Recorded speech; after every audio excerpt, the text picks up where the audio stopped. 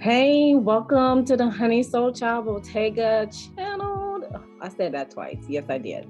I am Melinda J, and I'm here to bring some mindfulness content where I talk about all things that life has to offer, where you can be the creator of your own reality. Okay, so today's video is going to be about the last quarter moon in Aries / Taurus, but mostly in Aries because during the day of the last quarter of the moon, majority of the day it'll be in Aries instead of Taurus. Okay, it won't be in Taurus until towards the ending of the day.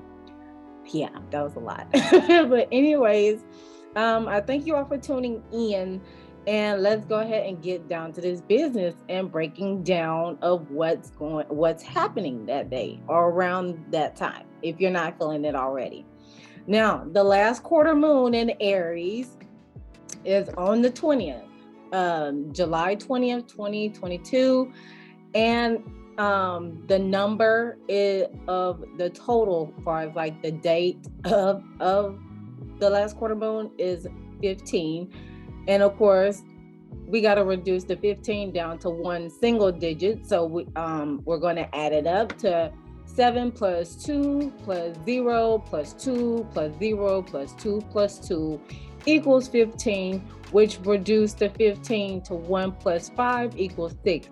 And that is balance in numerology. All right.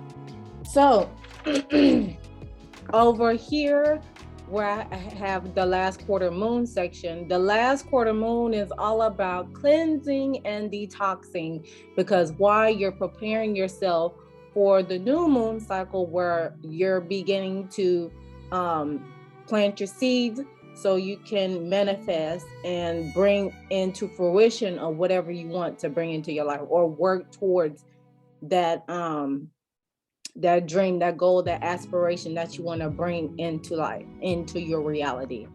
So yes, the last quarter moon is all about cleansing and detoxifying, whether you're removing things and people and places that no longer serve you, like you're relocating, you're on the path to detoxing everything in your household, like cleaning, getting rid of stuff, as well as when it comes to a personal perspective, whether it's within yourself or a relationship with somebody, whether it's platonic or family or business, like you're resolving those issues so you can be able to start a new cycle. Okay. So with the last quarter moon in Aries, there's going to be a feeling of uncertainty that can make you solve problems faster than it's natural. It's important to not to rush as if there's a deadline, and try to slow down so that you can decide what you want to do and proceed at your own comfortable pace. And I got that little snippet from AstroSeek, where we're going to take a look at the chart so you'll be able to see the aspects that's happening, that I put down here as well, that I got from the site. Now, the last quarter moon in Aries is going to be on a Wednesday again, just like the full moon, where it's dealing with communication. Wednesday is in associating with Virgo and Gemini again, because they are dealing with communication, and the communication planet is dealing with Mercury. Okay, and also with the day when the day of Wednesday is dealing with healing as well, whether you are healing yourself from whatever you're trying to detoxify, from your body, from your house, any aspect, whatever suits your fit in your life. Okay. And then so we're going to go over to the sign, which is of course the Aries sign, astrological sign. It is the first zodiac sign in the zodiac circle realm. And with Aries, it is a fire sign. So you're dealing with enthusiastic energy, passionate energy, and energetic energy. I'm reading from over this side here. And the sign Aries is a cardinal sign, meaning it is the initiator, hence it is the first sign. It is the beginning.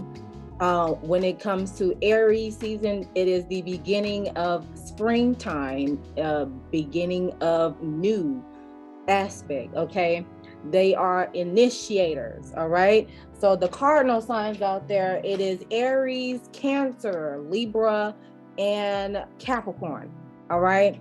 So if you're one of those astrological signs, you are the type of person in that to initiate things or a pioneer to of a project, okay?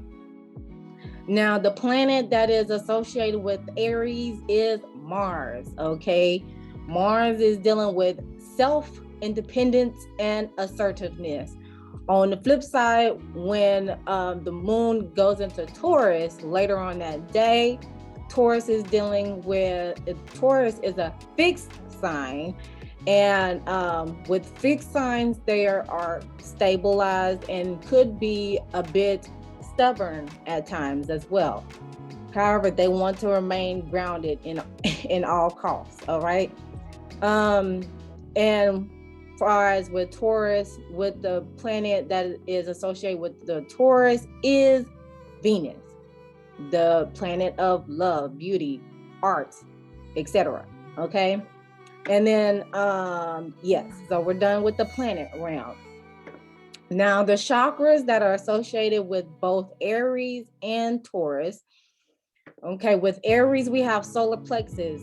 Okay. Solar plexus chakra is I can. That's the saying for that type of chakra because it's dealing with self-worth, self-confidence, and self-esteem. I'm over here, y'all.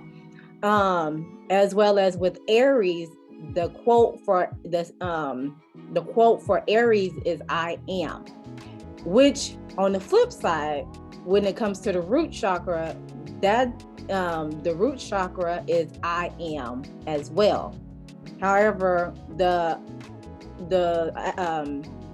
zodiac sign that is associated with the root chakra is Taurus, and Taurus has the saying I have. So that's why I'm like, okay, it's going to be in between for Wednesday. But like I said before, majority of the day is going to be in Aries. So we're going to work on that confidence, that self-worth, that self-esteem, just like how we were with the full moon in Capricorn, because the Capricorn sign is a cardinal sign as well. So we're still working on building that self-worth, self-confidence, self-esteem. That way, when it gets time to ground ourselves, we can be able to do that. We can be able to follow suit without any issue, okay? So that's why I was like, okay, yeah, I'm going to include Taurus up in this video anyways, because like I said before, as the day comes to a close on the 20th, is going to go in Taurus, where it's time to ground ourselves. After we didn't gain the strength, the courage to be able to work on our self-confidence, self-worth, and self-esteem, okay? Now, before I move on to the aspects realms, I'm going to skip into the affirmation. That way, whenever I talk about the aspects, I can share the screen and we can view the chart. All right, so the affirmation that I put together for this particular moon cycle is I am working through my feelings to release control so I can step into my power. See, I was typing too fast, y'all. So I can. And the reason why I put this type of affirmation together, because with the last quarter moon in Aries, here's the manifestation moon card for the last quarter moon in Aries, where it's talking about working through your feelings and not being impulsive to, make a decision, making a decision based on impulse, whether you could just work through it so you can make a sound decision. And then with the I am, okay, the I am is working with the root chakra, so that's Taurus energy, all right? And working through my feelings, this is this card right here, the last quarter moon in Aries, all right? So you can release control, so it'll be dealing with this realm here, because Taurus energy like to be stern and firm on their decisions, and sometimes it is best to release that control, because that's what you're doing in the last quarter moon. You're releasing that control so you can step into your power. Okay, I can is in relation with the solar plexus chakra, and stepping into your power also is in frequency between Aries and the solar plexus, because you're acting accordingly. You're about to step into your power. You're getting that chakra activated. Okay. All right. Now, aspects that is going on with the last quarter moon. We have squaring with the sun. So basically you're fighting with your ego. You're squaring with the communication, because that's Mercury. Sextile with Saturn, so you're going to be at ease with some structure. And keep in mind, the moon is in correlation with your emotions and feelings. Okay. And then squaring with Pluto, so your emotions and feelings going to be fighting with rebirth, transformation, changing. Okay. And putting something to death, basically. You're clearing it out. All right. And opposition to Ascendant. Well, dang, I didn't spell that one wrong too. I didn't spell it wrong. I just didn't put no N in there. Okay. Opposition to Ascendant. So that you can look for your Ascendant if you haven't so already, and see how that plays into effect with the last quarter moon, because my Ascendant is Pisces. Okay, so before this moon here is going to be in opposition with the Ascendant. Ascendant is about it's about self as well, but more like on the personality aspect. And then squaring with MC, midheaven. Okay, so yeah, let's go ahead and get to this chart. So I'm going to share my screen. Yes, I want to continue and go over here and share it. All right, we're going to blast this way. Yeah. All right. So this is what the chart is looking like for the last quarter moon in Aries. Okay. So as I said before, we have squaring with the sun. And if you see me looking over here, I'm looking at my notes. All right. So we have the sun here. We have the sun here. This red circle with the dot, that's the sun, and it's in opposition. It's squaring with the moon. So we're gonna find the Aries sign, and then we're just going to swoop over there. So here's the sun right here, and Aries, of course, is right here. But the moon is right here. So it's in opposite. It's not in opposition. It's not in opposition, girl. It's squaring. So it is squaring. The sun is squaring with the moon over here. All right. And then, which meaning the ego self, which is the sun, is going to be basically having tensions with emotions, with your feelings and emotions, because the moon is dealing with emotions and feelings. So there may be a possible conflict with close friends, family members, parents, and children. And depending on if you have this aspect in your chart, it can hinder development, or you can feel emotionally insecure to where it's hard to understand people, okay? So just be on the lookout on that aspect. Next, we have squaring with Mercury. So we have Mercury. Where Mercury at, girl? Mercury, where you at? In this little thing here. Okay, so Mercury is right here beside the sun, and that will be in Leo. Wait, yes, it'll be in Leo around that time. So with Mercury being here, the moon being over here is going to be squaring off as well. So we got two versus one type of aspect. So you got your emotions and your feelings versus communication meaning Mercury. All right, so you're going to have problems with memory. It's a possibility with problems with memory. Also being able to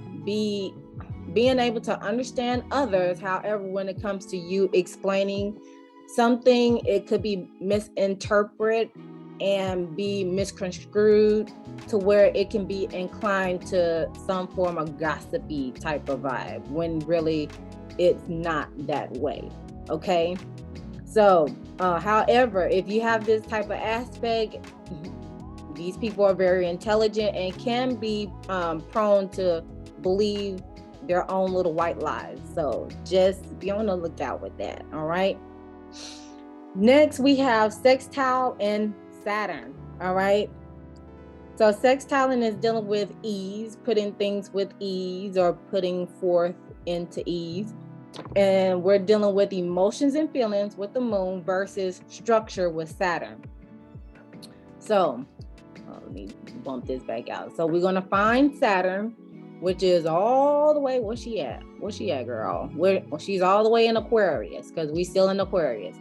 So we have Saturn over here, bumping all the way down to the moon right here. Saturn over here, which is in retrograde still, and all the way down to the moon in Aries. All right. And this is dealing with emotional stability and can be reliable and helpful as well. Helpful and stable. So that's a good aspect. And then next we have the moon squaring with Pluto. So Pluto, girl. Pluto is over here in Capricorn. All right. So we have Pluto here in retrograde in Capricorn, all the way down to the moon over here in Aries. And this is dealing with, so we're dealing with emotions and feelings with the moon versus transformation with Pluto. And then talking about having deep feelings that could complicate relationships. It can occasionally get into situations that have a people with this type of aspect can have a tendency to get in relationships or situations that are profound enough to where it can cause a significant change based on an experience, meaning that the person could go through a situation and they use that situation into a whole nother transition, a whole nother rebirth based on that experience. Basically, pay me for my pain type of instance right there. Okay. So, and that could be dealing with a new lifestyle, new hairstyle, new trying to lose weight and be a better you type of aspect. So yeah. So that's like 3 planets. No, yeah, that's 3 planets versus 1 when it comes to the squaring aspect. Okay. And then next we have opposition with the ascendant. And of course, like I said before, that could be based on how this is in correlation with your ascendant as well. But with it being an opposition, it can bring instability and may get easily influenced by others. So just be on the lookout of being easily influenced to where you're not able to make a sound decision based on you're not working through it with your feelings. You're just making it at impulse. And then lastly, squaring MC. So this is this like 4 against 1 in the squaring aspect. Squaring MC, midhaven. Okay, so the midhaven Capricorn here, and is going to be squaring off with the moon. All right, so that is dealing with also instability in professional life, and could also be have unstable professions. So that is something to look out for, to see if you can catch the instabilities that's happening within your situation, however sees fit, so you can act accordingly and cleanse that out, decipher that out, so you can be able to prepare yourself for a new cycle. Okay, because when you're getting in tune, getting in sync with the moon cycles, is just like a mini start. So like I said, there's no right or wrong way to start. It's just there's no like when the right time to start or whatever the case may be. But of course you could just use the mini moon cycles to make mini starts, or you can use your birthday as a mini start, or you can use the new year as a fresh start. But hey, like I said, you're entitled to your opinion, and also you are free to change your mind in any given time. Okay, so yeah, that wraps up the video. Let me stop sharing my screen so I can talk to y'all, girl. I don't want to share another screen. No, get off. No, exit. So let me stop sharing my screen and get back to y'all. All right. So that concludes this analysis. No, before I leave out, hold up. Before I leave out with, I want to present you all with this, okay? Now for another affirmation, you can bring your attention to your body where you are, or bring attention to your body. And this is like self-care, what you could do for the full moon, okay? And it says, bring your attention to your body. Where are you holding tension? Take a few moments to relax. So it's this card here.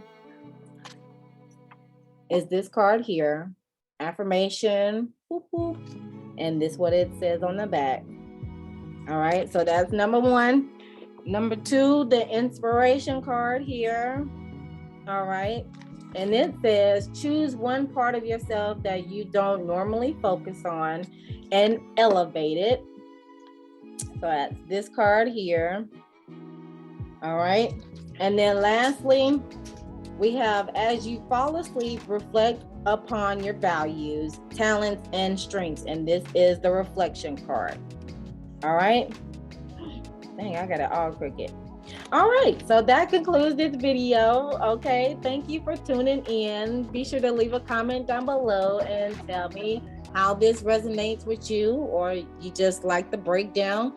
And don't forget, all my social media links will be in the comment, either in the comment section or the description box below. Be sure to share this video, like this video, subscribe to the YouTube channel, and hit the notification bell so you'll know the next time I upload a video. And always remember to love thyself, know thyself, soothe thyself, so you can heal thyself. And I'll see you in the next video. Bye.